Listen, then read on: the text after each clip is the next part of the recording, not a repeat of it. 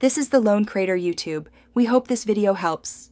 You begin by opening a new Earth Studio project and choosing your location.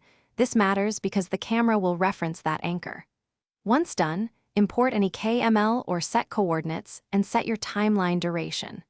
Next, switch to the camera tool and position the virtual drone where you want to start, adjusting altitude in meters for scale.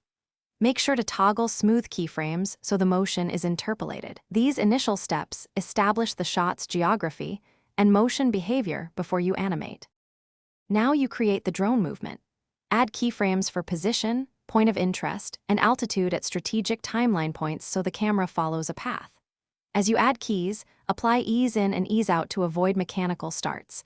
Then refine motion in the graph editor, smoothing curves so the drone arcs naturally rather than snapping. Make sure to preview playback at half or full resolution to judge speed. If the POI drifts, correct intermediate keys. Iterating this middle section shapes the final cinematic feel.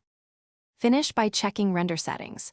Pick resolution, codec, and frame rate consistent with your edit timeline, and confirm color space and alpha if needed. Add the composition to the render queue and export.